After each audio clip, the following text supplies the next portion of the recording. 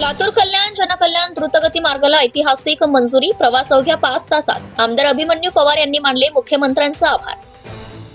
महाराष्ट्राच्या पायाभूत सुविधा विकासात नवा मैलाचा दगड ठरणाऱ्या लातूर कल्याण जनकल्याण द्रुतगती मार्गाची घोषणा मुख्यमंत्री देवेंद्र फडणवीस यांनी केली आहे.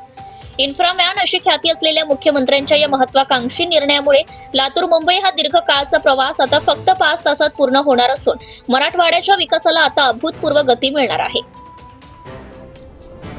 या मार्ग बदलासाठी औशाचे आमदार अभिमन्यू पवार आणि मुरबाड विधानसभा मतदारसंघाचे आमदार किसनजी कथोरे यांनी सातत्याने पाठपुरावा केला होता.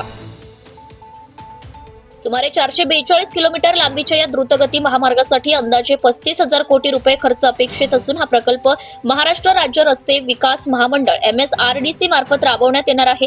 या महामार्गाचा सविस्तर प्रकल्प अहवाल DPR लवकरच तयार करण्याचं काम सुरू होणार असून लातूर जिल्ह्याच्या औद्योगिकरणासह दळणवळण, व्यापारी, शिक्षण व आरोग्य क्षेत्रासाठी हा मार्ग नवसंजीवनी ठरणार आहे.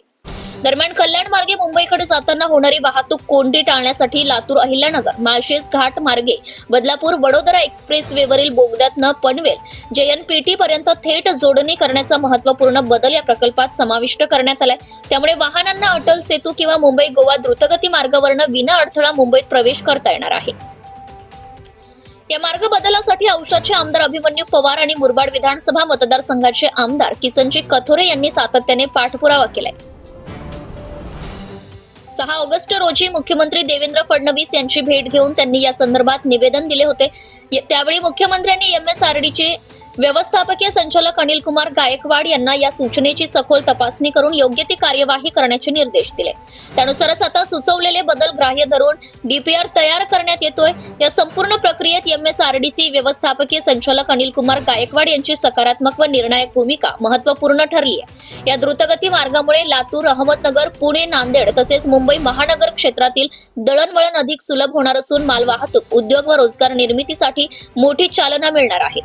या ऐतिहासिक प्रकल्पासाठी मुख्यमंत्री देवेंद्र फडणवीस, उपमुख्यमंत्री एकनाथ शिंदे, उपमुख्यमंत्री अजित पवार तसेच पालकमंत्री शिवेंद्रसिंहराजे भोसले यांचे लातूर जिल्ह्याच्या वतीने आमदार अभिमन्यू पवार यांनी आभार मानले आहेत. जनकल्याण हे नाव सार्थ ठरणारा हा द्रुतगती मार्ग मराठवाड्याच्या विकासाला खऱ्या अर्थाने वायुगती देणार यात शंका नाही. Subscribe now and press the bell icon. Never miss an update.